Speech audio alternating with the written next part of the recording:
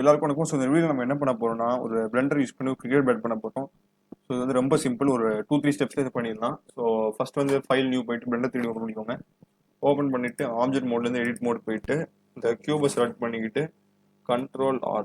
So இது வந்து கொடுத்தா லூப் கட் கிரியேட் ஆயிரும். ஸோ நம்ம வந்து வெர்டிகல் கட் பண்ண போகிறோம். வெர்டிகல் பண்ணிட்டு கரெக்டாக லெஃப்ட் கிளிக் பண்ணி மல்டிபிள் டைம்ஸ் லெஃப்ட் கிளிக் பண்ணோம். அதே ஆட்டோமேட்டிக்காக சென்டரில் வந்து லூப் கட் ஃபிக்ஸ் ஆயிரும். ஸோ இதை வந்து நீங்கள் வந்து சைடில் இருக்க அந்த லூப் கட் ஐக்கான் வச்சு கூட பண்ணிக்கலாம். ஸோ நம்ம லூப் செலக்ட் ஃபிக்ஸ் ஆன பிறகு இந்த ரெண்டு வெர்டெக்ஸ், இந்த டாப்ல இருக்க வெர்டெக்ஸையும் பாட்டம்ல இருக்க வெர்டெக்ஸ் செலக்ட் பண்ணி கிரிக்கெட் பேட்ல வந்து ஒரு ஃப்ரண்ட் ஃபேஸ், ஒரு ஃபேஸ் ஃபிளாட்டா இருக்கும், இன்னொரு ஃபேஸ் வந்து ஒரு கொஞ்சம் அப்படியே ஒரு சொல்றது ஒரு அவுட்வர்ட் ப்ரொஜெக்ஷன் மாதிரி ஒன்று வரும். நேரோவா இருக்கும். அது ஒரு மவுண்டன் மாதிரி லைட்டாக ஒன்று இருக்கும். ஸோ அதை பண்ணுறதா இருக்கு. ஸோ ஃபர்ஸ்ட் இது பண்ணுறதுக்கு வந்து வெர்டெக்ஸ் செலக்ட் போயிட்டு ஷிஃப்ட் அமைக்கிட்டு இந்த ரெண்டு வெர்டெக்ஸையும் செலக்ட் பண்ணிக்கிட்டு ஜி பட்டன் ப்ரெஸ் பண்ணிட்டு அதுக்கப்புறம் எக்ஸ் ப்ரெஸ் பண்ணிட்டு அப்படியே மவுஸ் வச்சு லைட்டாக கொஞ்சம் பேக்கில் வரணும். இது வந்து எந்த அளவுக்கு தேவையோ அந்த அளவுக்கு கரெக்டாக வந்துக்கோங்க. ஸோ இது வந்து இப்படி பண்ணிக்கோங்க. ஸோ கரெக்டாக இந்த ப்ரொடக்ஷனில் சொல்கிறோம். இதை வந்து நம்ம பால் அடிக்கிற ஃபேஸாக இருக்க போது, இது வந்து அந்த பேக்வர்ட் இதாக இருக்க போது. நெக்ஸ்ட் வந்து இது வந்து நம்ம கரெக்டாக வந்து ஷேப்பை கொஞ்சம் மாற்றிக்கிறதுக்கு ஸ்கேல் பண்ணிக்கணும். ஸோ அதுக்கு வந்து இந்த ஆப்ஜெக்ட் ப்ராப்பர்ட்டிஸ் போயிட்டு ஸ்கேல் பண்ணிக்கணும். ஸோ எக்ஸ் ஆக்சிஸ் வந்து நம்மளுக்கு வைக்கணும். ஸோ இது வந்து கரெக்டாக இருக்கும். நெக்ஸ்ட் வந்து இசட் ஆக்சிஸ் ஹைட்டுக்கு. So okay. ஸோ இதே கொஞ்சம் கரெக்டாக இருக்க மாதிரி தான் இருக்குது. ஸோ நெக்ஸ்ட் வந்து இந்த எட்ஜை போக்க வந்து கரெக்டாக இந்த ப்ராப்பர்ட்டிஸ் ப்ராப்பர்ட்டிஸ் போயிட்டு ஆட் மாடிஃபையர் போயிட்டு பெவல் கொடுத்தாலே உங்களுக்கு ஆட்டோமேட்டிக்காக இந்த எட்ஜ் எல்லாம் போயிடும். நீங்கள் எட்ஜ் வச்சா கூட வைக்கலாம். ஸோ இதை வச்சு நீங்கள் மாற்றிக்கிட்டு உங்களுக்கு எவ்வளோ எட்ஜ் ஷார்ப்பாக இருக்கணுமோ அதெல்லாம் சேஞ்ச் பண்ணிக்கலாம், பிரச்சனையே இல்லை.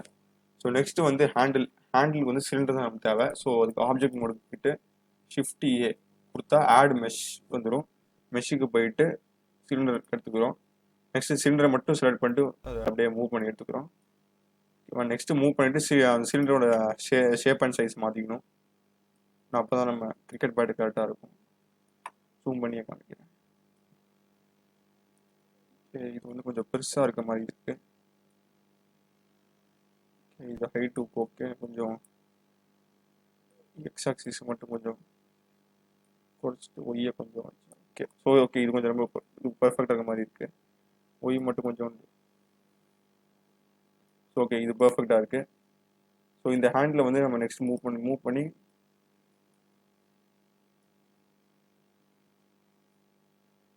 கரெக்டாக பிளேஸ் பண்ண போகிறோம். கரெக்டாக பேட்டில் ப்ளஸ் இது வந்து கொஞ்சம் கரெக்டாக பிளேஸ் ஆகிருக்கு. இது வந்து டாப்பில் மூவ் பண்ணிக்கலாம்.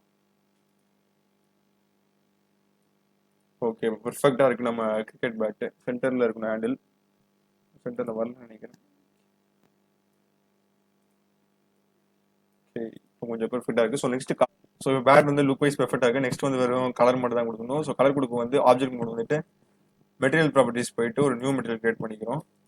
நியூ மெட்டீரியல் கிரியேட் பண்ணிவிட்டு நியூ போட்டு தான் ஆட்டோமேட்டிக்காக ஒரு மெட்டீரியல் அசைன் ஆயிரும். ஸோ பேடை செலக்ட் பண்ணிக்கிட்டு பேஸ் கலர், ஸோ மைல்டிஷ் ப்ரௌன், கொஞ்சம் டார்க், ஓகே இது பெர்ஃபெக்டாக இருக்கும். ஸோ மைல்டிஷ் ப்ரௌன் அசைன் பண்ணிக்கிறோம்.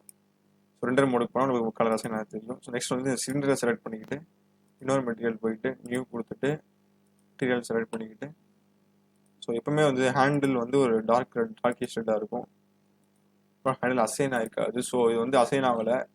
ஸோ இது வந்து சரி பண்ண வந்து ஹேண்டில் ஃபுல்லாக செலக்ட் பண்ணிக்கிட்டு எடிட் மோடுக்கு போகிறோம். ஸோ எடிட் மோடில் வந்து இந்த ஹேண்டில் வந்து ஃபுல்லாக செலக்ட் ஆகிருக்கும். இதெல்லாம் வந்து உங்களுக்கு எரர் காமிக்கும். ஸோ இது வந்து ஷிஃப்ட் பண்ணிவிட்டு இப்படி பண்ணால் உங்களுக்கு ஹேண்டில் ஃபுல்லாக செலக்ட் ஆகணும்.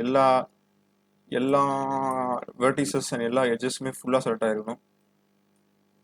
ஸோ அப்போ தான் இது பெர்ஃபெக்டாக வரும். ஸோ ஃபுல்லாக நான் செலக்ட் பண்ணிக்கிறேன். ஸோ வந்து ஷிஃப்ட் அண்ட் இந்த ரெக்டாங்கிள் நீங்கள் மவுஸ் வச்சு லெஃப்ட் கிளிக் பண்ணி இப்படி பண்ணால் ட்ராக் பண்ண வந்துடும்.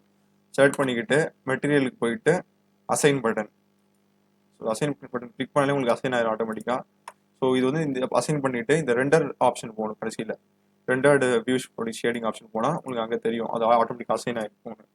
ஸோ பார்த்தீங்கன்னா பெர்ஃபெக்டாக இருக்குது நம்ம பேட்டு. ஸோ இது வந்து நம்ம எந்த லைன்ஸும் இல்லாமல் பார்க்கணும்னா இந்த ஷோ லேஸ் ஆப்ஷன் போய்க்கோங்க. ஸோ ஓகே, இவ்வளோதான்.